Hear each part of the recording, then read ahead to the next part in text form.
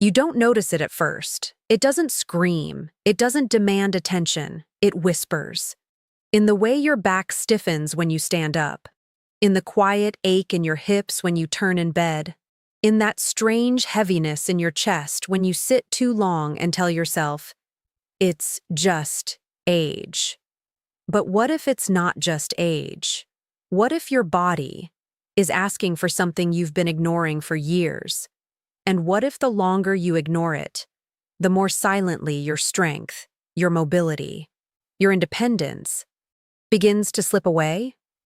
Because here's the truth most people don't realize until it's too late. Your body isn't breaking down randomly. It's adapting to how you use it. Or, more dangerously, to how you don't. And there are certain positions, simple, natural positions, your body quietly craves. Positions that can restore circulation, relieve pressure, awaken forgotten muscles. Yet most people never try them. Not because they're thirsty,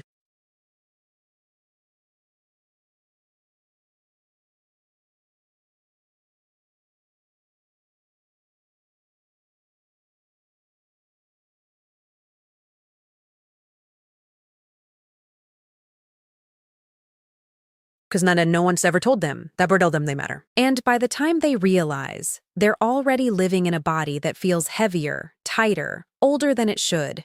If that thought unsettles you, it should. Because this is one of those hidden truths about aging that hides in plain sight. And once you see it, you can't unsee it. Welcome to Healthy Aging with Dr. Emily Carter. This isn't just a channel. This is a space where we speak honestly about the things most people ignore, until they can't anymore. If you've ever woken up feeling older than you remember, if you've ever brushed off discomfort because that's just how it is now, or if part of you quietly wonders how long your body will keep up with your life, then you're exactly where you need to be. Take a moment to subscribe, not for me, but for yourself. Because the small things you learn here might be the very things that protect your future. Now, let's talk about something almost no one pays attention to. The way you position your body. Every single day. Not just when you exercise, but when you sit, when you rest, when you lie down, when you recover. Because your body keeps score. Every hour you spend hunched forward, it remembers. Every night you collapse into the same strained position, it adapts. Every moment you avoid movement, it compensates. And over time, that compensation becomes your new normal. Until one day, you realize you don't move the way you used to. The first position your body quietly craves is something so simple, it almost feels insignificant. And that's exactly why people ignore it. It's the position of extension. Think about how most of your day looks. You lean forward to check your phone. You bend slightly while walking. You sit with your shoulders curved inward, protecting, closing, shrinking. It feels natural, but what you don't feel is what it's doing to you. Your chest tightens. Your lungs don't fully expand. Your spine slowly forgets what it feels like to be aligned. And without realizing it, your posture begins to mirror fatigue, even when your mind is still alert. Now, imagine the opposite. Standing tall, gently opening your chest, allowing your shoulders to fall back, your chin level. At first, it might feel uncomfortable, almost unnatural. That's not because it's wrong. It's because your body has been living in the opposite pattern for too long. And here's what's quietly powerful about this position. It doesn't just change how you look. It changes how your body functions. Your breathing deepens. Your circulation improves. Even your energy begins to shift. Subtly, but undeniably. It's as if your body remembers something it had forgotten. But most people don't stay in this position long enough to feel that shift.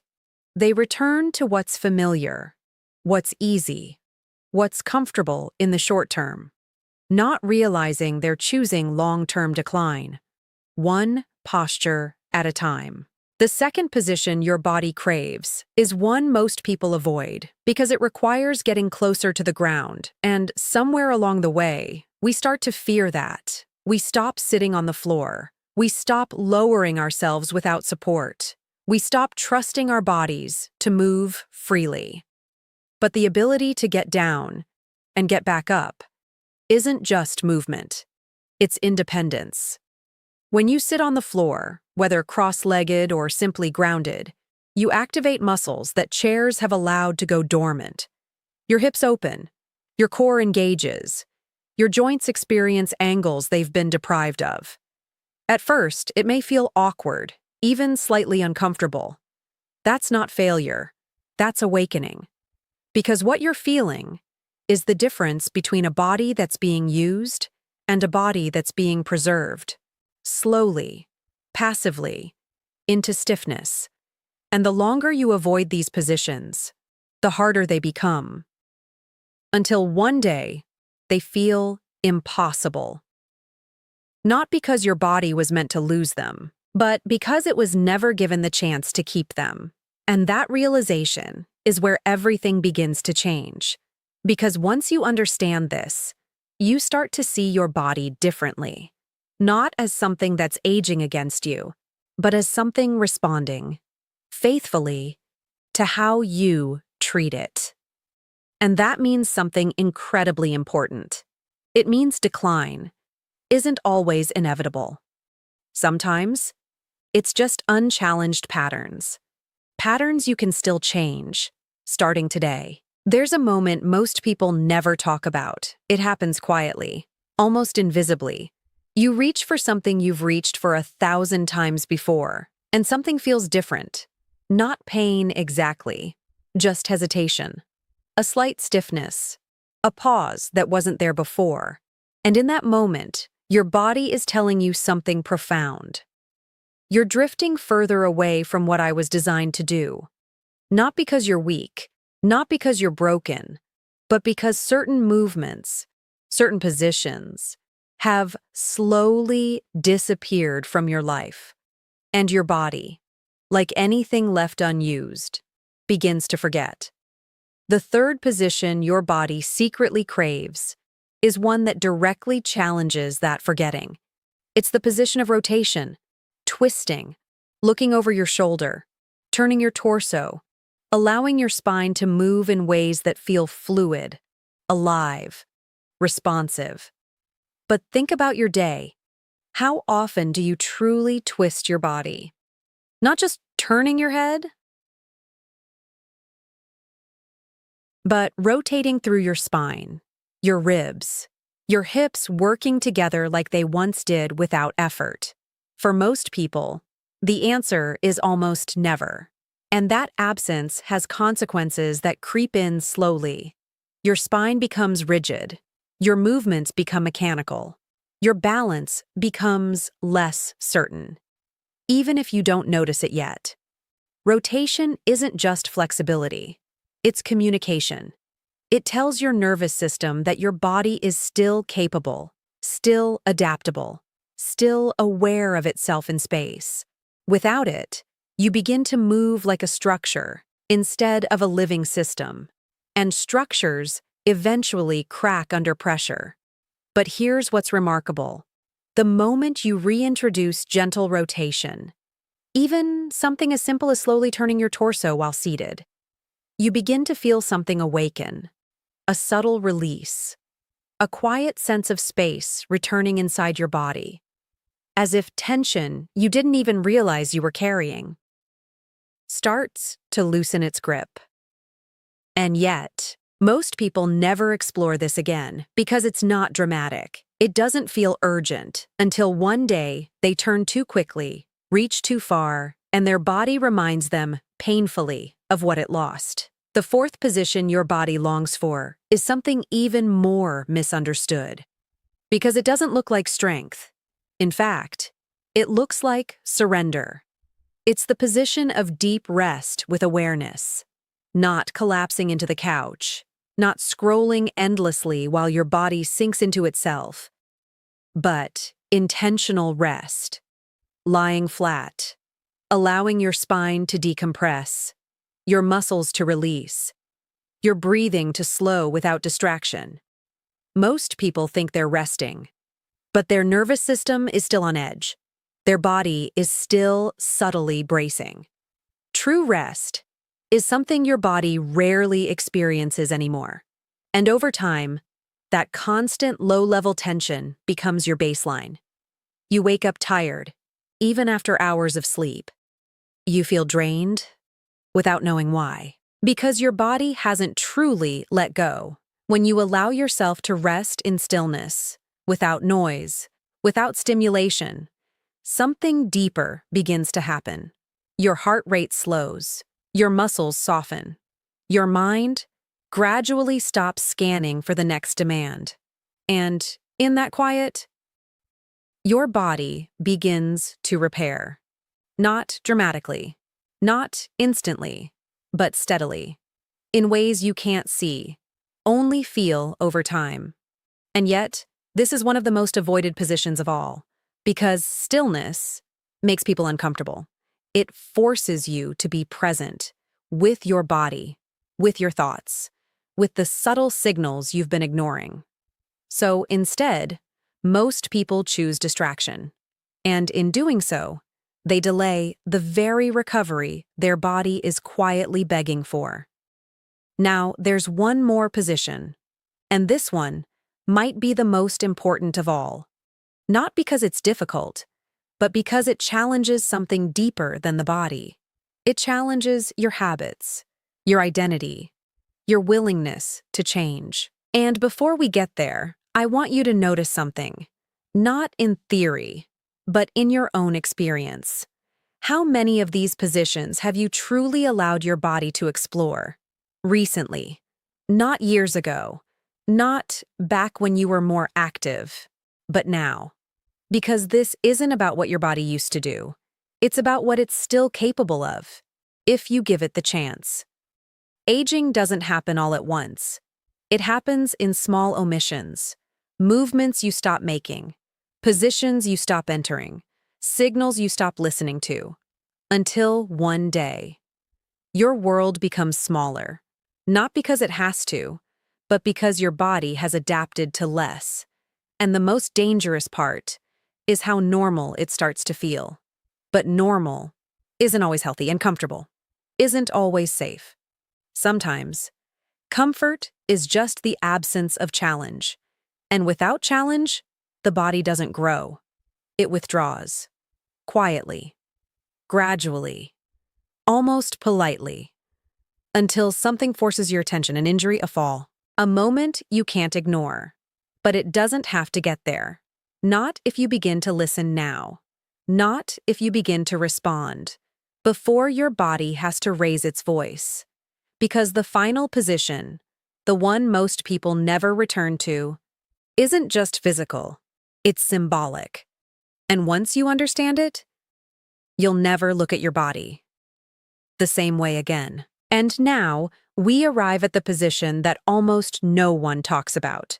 Not because it's complicated, but because, in a quiet way, it asks something of you that most people spend years avoiding.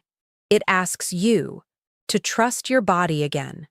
The fifth position your body secretly craves is the position of rising from the ground, without support. Not quickly, not forcefully, but intentionally. From a seated or low position, using your legs, your core, your balance, your awareness, to bring yourself back up. It sounds simple, almost too simple to matter. But in medicine, this one movement reveals more about your future health than most tests ever could, because it combines everything your body needs to remain independent. Strength, coordination, mobility, balance, confidence. And here's the truth many people discover too late. The moment you stop being able to rise easily is often the moment your world begins to shrink. You start choosing chairs over the floor, support over effort, avoidance over engagement. And slowly, your body follows that decision, not with resistance, but with quiet agreement. Muscles weaken, balance fades, reaction time slows, until something small becomes something serious. A missed step, a slight loss of balance, a fall that changes everything. But it doesn't begin with the fall. It begins years earlier, when your body stopped practicing how to catch itself, how to stabilize, how to rise. That's why this position matters so deeply. Because every time you lower yourself to the ground and bring yourself back up, you're not just moving, you're rehearsing independence. You're reminding your body, we still know how to do this. And perhaps even more importantly, you're reminding your mind. Because there's a psychological shift that happens when you trust your body. You move differently. You carry yourself differently. You stop seeing yourself as fragile and start experiencing yourself as capable again. And that changes everything. But here's where most people hesitate, not because they can't do it, but because they're afraid to try. Afraid it might feel difficult, afraid it might expose weakness, afraid it might confirm what they've been quietly worrying about. So instead, they don't test it, they don't practice it, they don't rebuild it. And the longer they wait, the more that fear becomes reality. But what if you approached this differently? Not as a test, not as a measure of decline, but as a conversation with your body. A way of asking, gently, where are we right now? And then responding, not with judgment, but with care. Because your body isn't expecting perfection. It's asking for attention. Consistency. Small, intentional moments, repeated over time. That's how strength returns. That's how mobility rebuilds. That's how confidence quietly grows back into your life. Not through extreme effort, but through simple, honest movement. And when you begin to combine all of these positions, standing tall and open, sitting close to the ground, moving with rotation, resting with true awareness, rising with control, something remarkable begins to happen. Your body starts to feel different. Not younger exactly, but more responsive, more connected, more alive. As if the distance between what you want to do and what your body allows you to do begins to close. And in that space, you rediscover something most people don't realize they've lost. Trust. Not blind confidence, but quiet trust. The kind that doesn't need to prove anything, because it's built on consistent, lived experience. You bend down without overthinking it. You reach without hesitation. You move without that subtle fear in the background. And life begins to feel more open again, more possible. Because at its core, healthy aging isn't about avoiding time. It's about maintaining your relationship with your body as time moves forward. Listening when it whispers, responding before it has to shout, and understanding that many of the things we fear about aging don't arrive suddenly. They accumulate, quietly, in the background of daily life. But so do the solutions, in the way you stand, in the way you sit, in the way you move, or choose not to. And that means something incredibly hopeful. It means that even now, even if your body feels different, heavier, less predictable than it once did, you are not powerless. You are not too late. You are simply at a point of decision, a moment where awareness becomes action. Because the truth is, your body has been speaking to you for years, through stiffness, through fatigue, through small limitations that seemed harmless at first. And now, You finally understand what it's been trying to say, not as a warning of what you've lost, but as an invitation to reconnect, to rebuild, to return, not to who you were, but to what your body is still capable of becoming. So tonight, or tomorrow morning, or the next quiet moment you have, pause. Notice how you sit, how you stand, how you move through even the smallest actions. And ask yourself, honestly, am I helping my body stay alive, or just letting it slowly shut down? Because that answer lives in the positions you choose every single day. And the most powerful shift you can make is not dramatic. It's not extreme.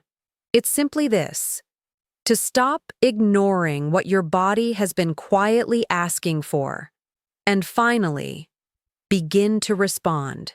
Because the way you move today is shaping the life you'll be able to live tomorrow, and that future is closer than you think.